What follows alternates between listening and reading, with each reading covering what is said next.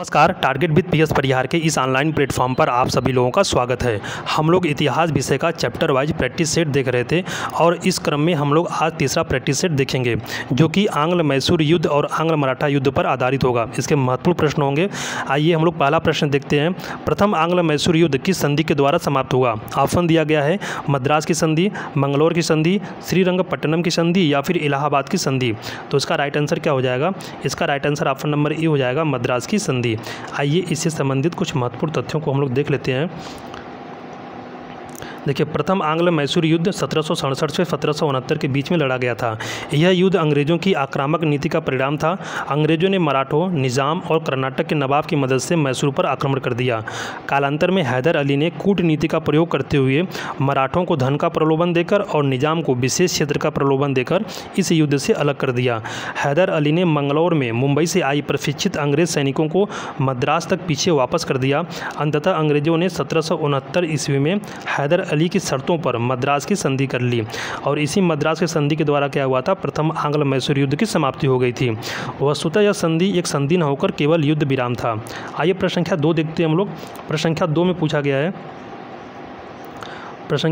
गया है कि हैदर अली डिंडुगुल का फौजदार कब नियुक्त हुआ?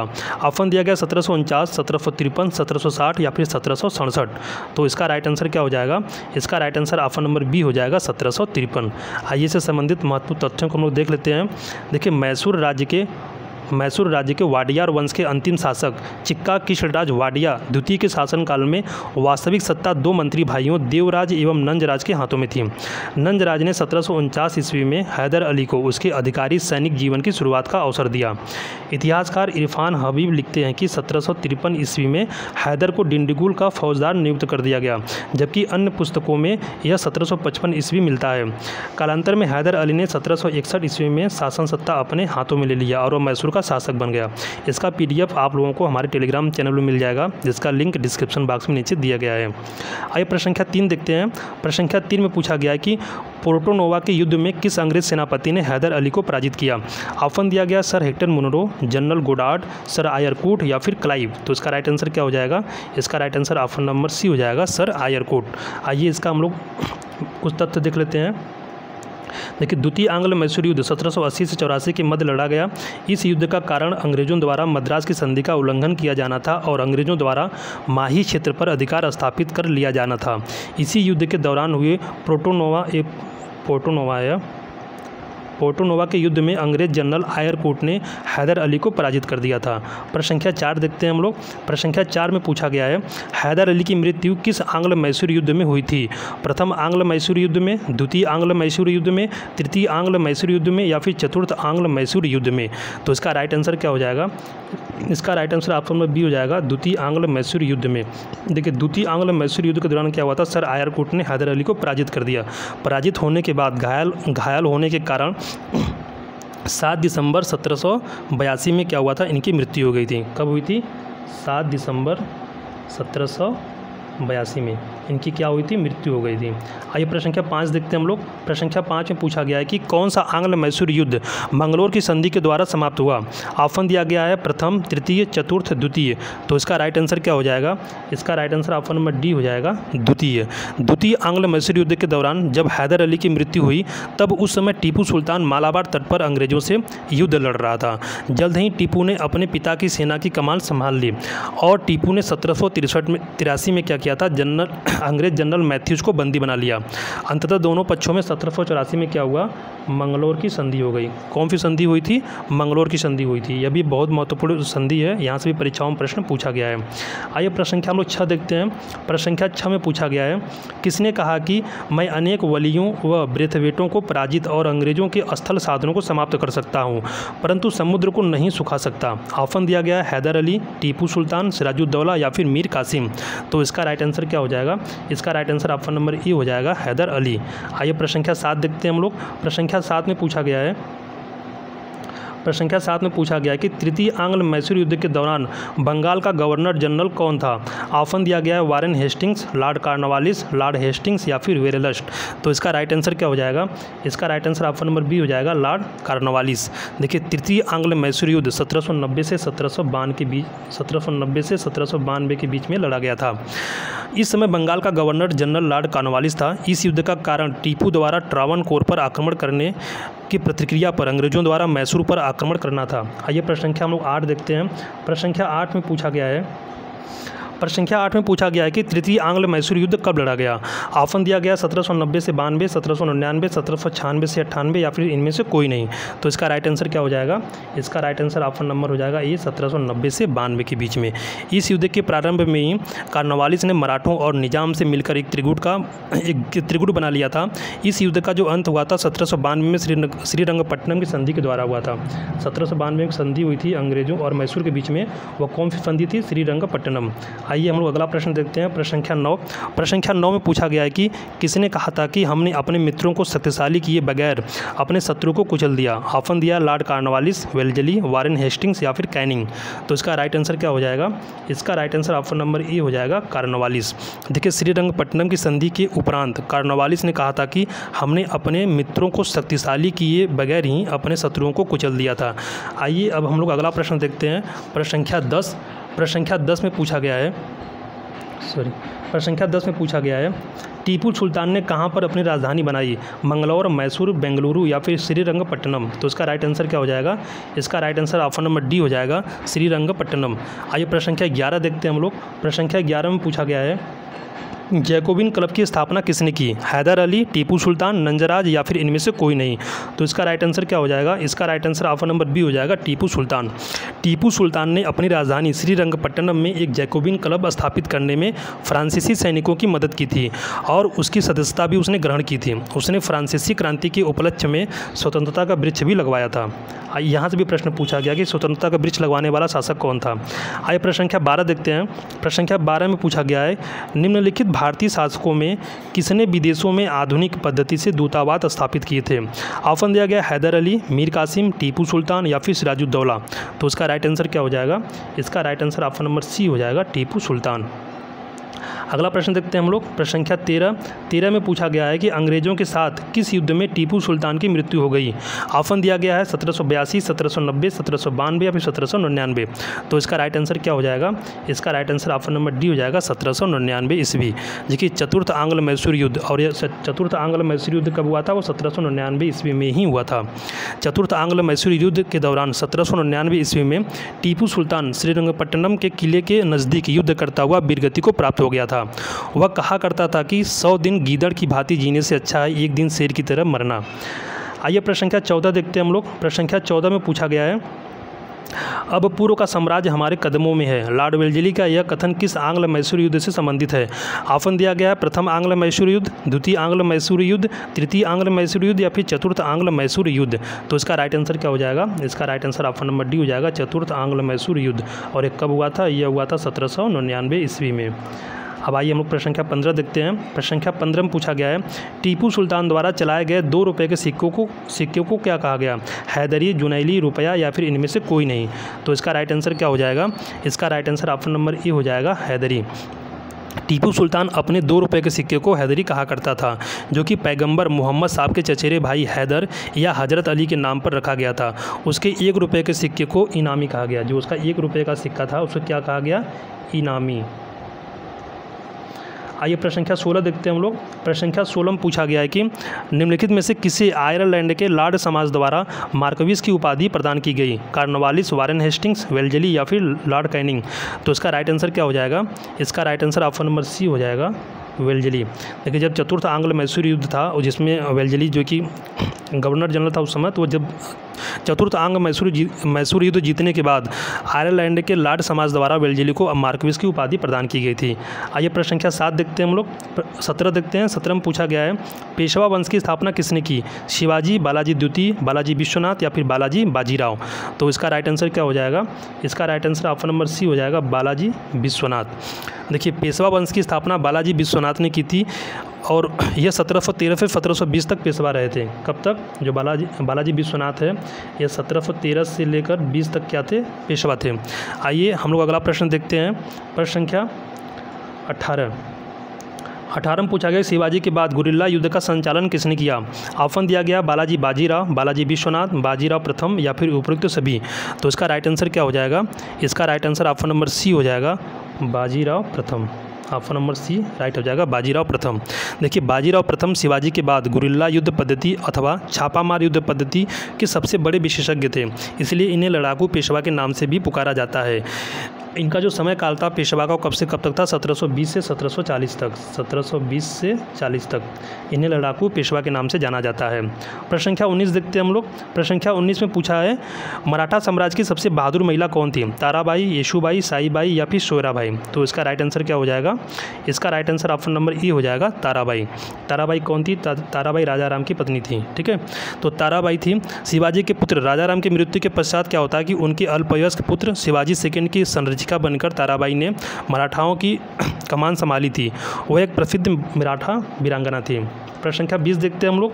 प्रश्न संख्या 20 में पूछा गया है किस मराठा साम्राज्य के शासनकाल में पेशवा शक्तिशाली हुए? शाहू, राजाराम, शाहू द्वितीय या फिर प्रताप सिंह। तो इसका राइट आंसर क्या हो जाएगा? इसका right answer option number A हो जाएगा, शाहू। मराठा छत्रपति शाहू के शासनकाल की सर्वाधिक महत्वपूर्ण विशेषता पेशवा की शक्ति में वृद्धि हो जाना था। शाहू का जो शासनकाल था हुआ था 1707 से 1748 तक।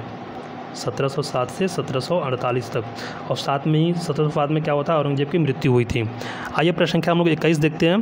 प्रश्न संख्या 21 में पूछा गया है निम्नलिखित में से किस मराठा शासक के शासनकाल को पेशवाओं के शासनकाल के नाम से जाना जाता है? राजाराम, शिवाजी द्वितीय, शाहू या फिर संभाजी।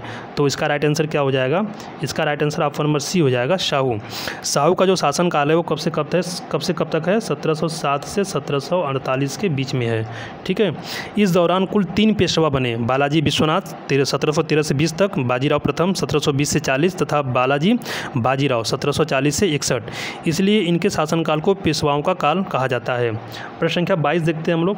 प्रश्न संख्या 22 में पूछा गया है मराठा राज्य का द्वितीय संस्थापक किसे कहा जाता है? ऑप्शन दिया गया है राजाराम, बालाजी विश्वनाथ, बाजीराव प्रथम या फिर बालाजी बाजीराव। तो इसका राइट आंसर क्या हो जाएगा? इसका right answer option number B हो जाएगा, बालाजी विश्वनाथ। देखिए बालाजी विश्वनाथ को मराठा राज्य का द्वितीय संस्थापक कहा जाता है क्योंकि छत्रपति शाहू का पालन पोषण मुगल कैद में हुआ था, जिसके कारण उनके उनमें प्रशासनिक गुणों का विकास नहीं हो पाया था, और शाहू को मराठा गृह युद्ध में सफलता बालाजी विश्वनाथ के समर्थन व सहायता से ही प्राप्त हुई थी। इसलिए बालाजी विश्वनाथ को द्वितीय संस्थापक कहकर पुकारा जाता है। आइए हम लोग अगला प्रश्न देखते हैं। प्रश्न संख्या 23 में पूछा गया है मराठा राज्य संघ की स्थापना किस पेशवा के समय में हुई थी? इसमें ऑप्शन दिया गया बालाजी विश्वनाथ, बाजीराव प्रथम, बालाजी बाजीराव या फिर बाजीराव द्वितीय। तो इसका राइट आंसर क्या हो जाएगा? इसका राइट आंसर ऑप्शन नंबर ई हो जाएगा, बालाजी विश्वनाथ। राइट आंसर क्या हो जाएगा? Option number A, Balaji Vishwanath. देखिए बालाजी विश्वनाथ के समय में मराठा राज्य संघ की स्थापना हुई। आगे चलकर बाजीराव प्रथम ने इस संघ का पुनर्गठन किया था।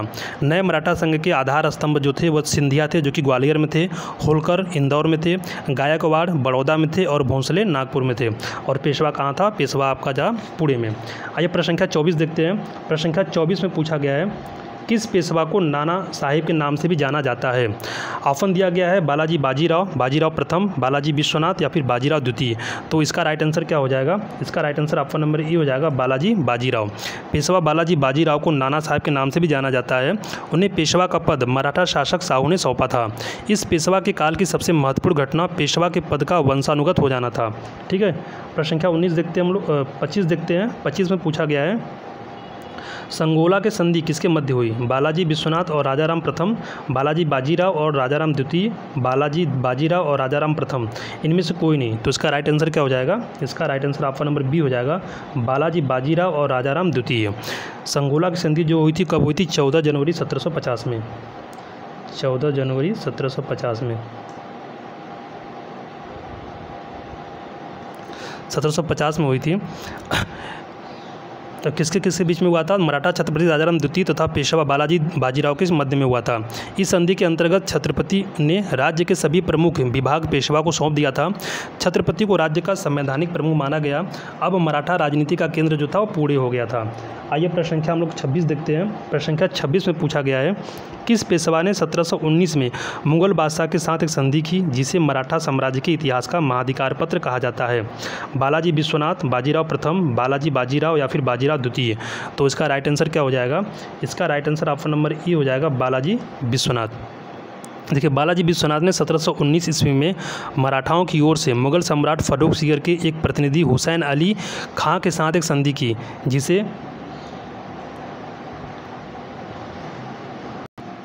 जिसे प्रसिद्ध इतिहासकार रिचर्ड टेम्पल ने मराठा साम्राज्य के इतिहास का मैग्ना कार्टा या अधिकार पत्र कहा था। इसको आप लोग याद रखना है कि रिचर्ड टेम्पल का नाम आप लोगों को याद रखना है, क्योंकि इसी ने कहा था, क्या कहा था? महाधिकार पत्र कहा था या फिर मैग्ना कार्टा कहा था। आइए प्रश्न संख्या 27 देखते हैं हम लोग। प्रश्न संख्या 27 में पूछा गया है कि पानीपत के तृतीय युद्ध के समय कौन पेशवा था? ऑप्शन दिया गया बालाजी बाजीराव, बाजीराव प्रथम, माधवराव प्रथम या फिर बाजीराव द्वितीय? तो इसका राइट आंसर क्या हो जाएगा? इसका right answer option number A हो जाएगा, बालाजी बाजीराव।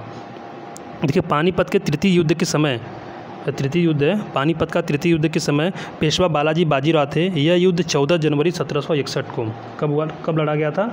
14 जनवरी 1761 ईस्वी को अफ़गानी शासक अहमद शाह अब्दाली तथा मराठों के बीच में लड़ा गया था, जिसमें मराठों की पराजय हुई थी। प्रश्न संख्या हम लोग 28 देखते हैं। प्रश्न संख्या 28 में पूछा गया है कि पानीपत के तृतीय युद्ध में मराठा सेना का वास्तविक सेना नायक कौन था? नाना फडणवीस, विश्वासराव, सदाशिवराव भाऊ या फिर मल्हारराव होलकर? तो इसका राइट आंसर क्या हो जाएगा? इसका right answer option number C हो जाएगा, सदाशिवराव भाऊ। पानीपत का जो तीसरा युद्ध था वह सदाशिवराव भाऊ के नेतृत्व में मराठा सेना और अहमद शाह अब्दाली के नेतृत्व में अफगान सेना के बीच में हुआ था, जिसमें मराठे बुरी तरह से पराजित हुए थे। काशीराज पंडित इस युद्ध के प्रत्यक्षदर्शी थे। कौन प्रत्यक्षदर्शी था? ये भी प्रश्न परीक्षा में पूछा गया है। काशीराज पंडित प्रत्यक्षदर्शी थे। उनके अनुसार पानीपत का तीसरा युद्ध मराठों के लिए प्रलंकारी सिद्ध हुआ था। आइए प्रश्न संख्या 29 देखते हैं हम लोग। प्रश्न संख्या 29 में पूछा गया है, पानीपत के तृतीय युद्ध में मराठों की ओर से लड़ते हुए मरने वाला मुसलमान सेनानायक कौन था?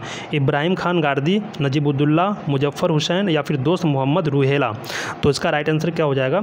इसका right answer option number A हो जाएगा, इब्राहिम खान गारदी। देखिए, पानीपत के तीसरे युद्ध में इब्राहिम खान गारदी ने मराठा तोपखाने का नेतृत्व किया था।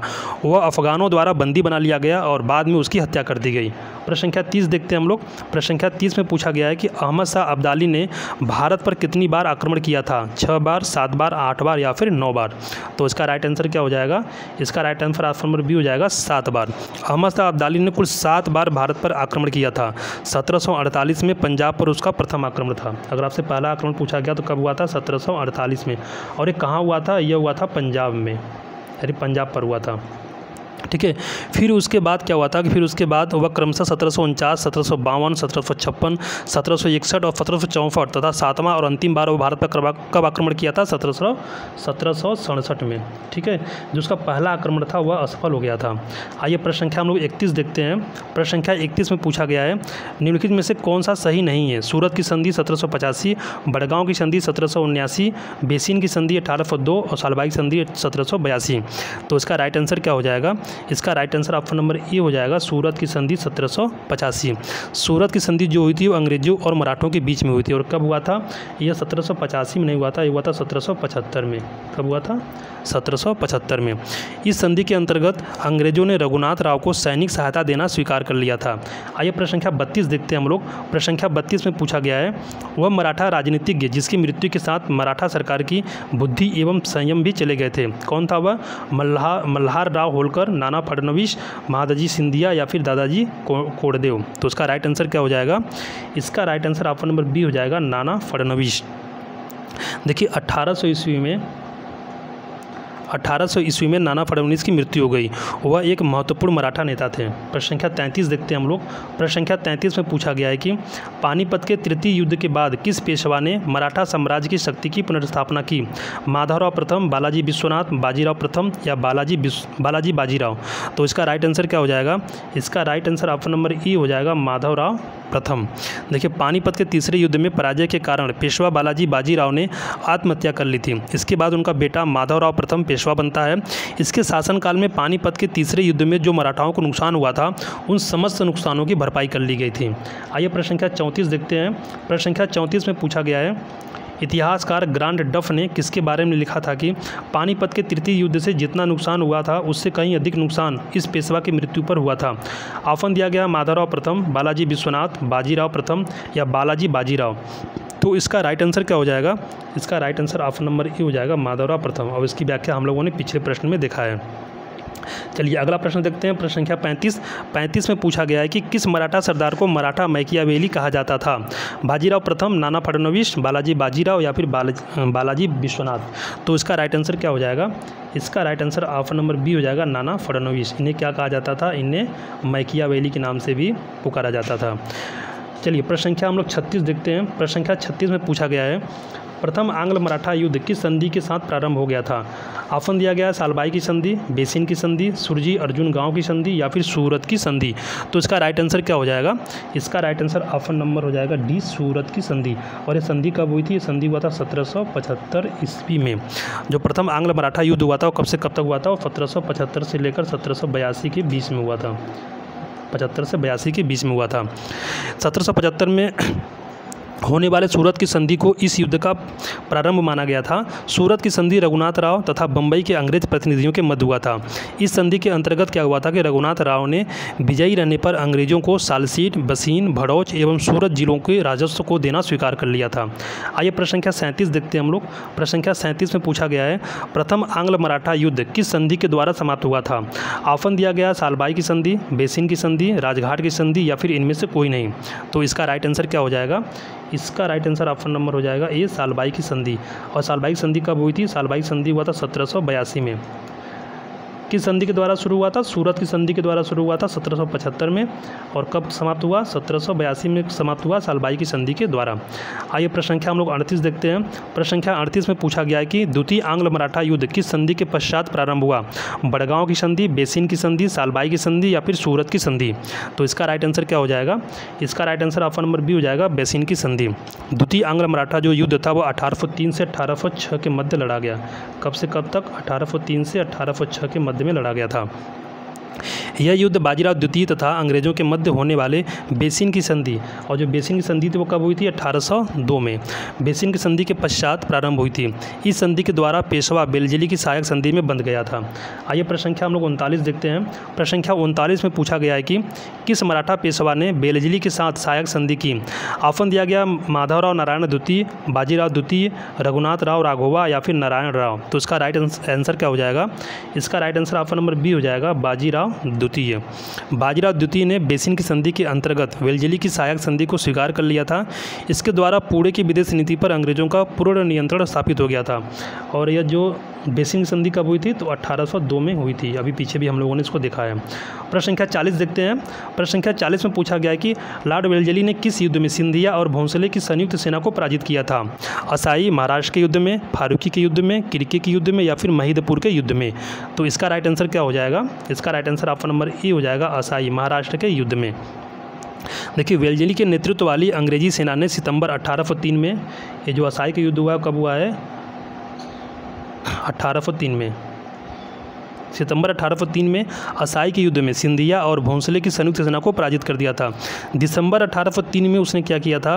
अंग्रेजों ने क्या किया था? भोंसले के बीच जो देवगांव की संधि हुई थी, और इसके बाद क्या हुआ? इसी युद्ध के दौरान 1805 में डिंग और फारूकी के युद्ध में अंग्रेजों ने होलकर को पराजित कर दिया था। आइए प्रश्न संख्या हम लोग 41 देखते हैं। प्रश्न संख्या 41 में पूछा गया है, थोड़ी सी आवाज़ में प्रॉब्लम है। द्वितीय आंग्ल मराठा युद्ध किस संधि के अंतर्गत समाप्त हुआ? ऑप्शन दिया गया राजापुर की संधि, देवगांव की संधि, ग्वालियर की संधि या फिर पुणे की संधि। तो इसका राइट आंसर क्या हो जाएगा? इसका right answer option number A हो जाएगा राजापुर की संधि। देखिए द्वितीय आंग्ल मराठा युद्ध सबसे पहले कब से कब तक हुआ है? तो हम लोगों ने देखा 1803 से लेकर 6 के बीच में हुआ है। कुछ किताबों में अलग डेट मिलेगा, वो सही नहीं है, यही एकदम एग्जैक्ट राइट जो कि डेट है। ठीक है, जो द्वितीय आंग्ल मराठा युद्ध कब से कब हुआ? 1803 से 1806 के मध्य में हुआ है। ठीक है, तो द्वितीय आंग्ल मराठा युद्ध जॉर्ज बार्लो और होलकर के मध्य होने वाले राजापुर की संधि के अंतर्गत समाप्त हो गया था। जॉर्ज बार्लो कॉर्नवालिस की मृत्यु के बाद भारत आया था। और कार्नवालिस एक ऐसा गवर्नर जनरल है जिसका मकबरा भारत में गाजीपुर में बना हुआ है।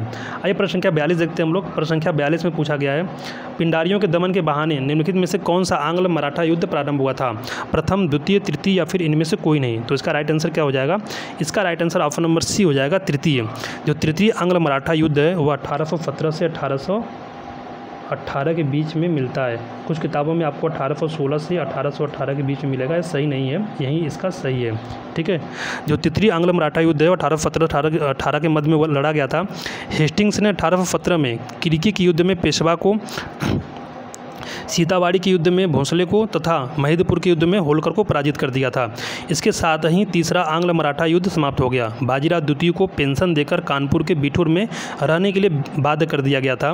पेशवा का जो पद था उसे समाप्त कर दिया गया। आइए प्रश्न संख्या हम लोग 43 देखते हैं। सॉरी प्रश्न संख्या 42 हम लोग देख रहे थे ना, तो प्रश्न संख्या 42 का जो राइट आंसर हो जाएगा क्या हो जाएगा? यह आप right answer option number C है, तृतीय है। देखिए इस युद्ध में क्या हुआ था कि यह जो युद्ध हुआ था वह पिंडारियों के बहाने से हुआ था। ठीक है, प्रश्न संख्या हम लोग 43 देखते हैं।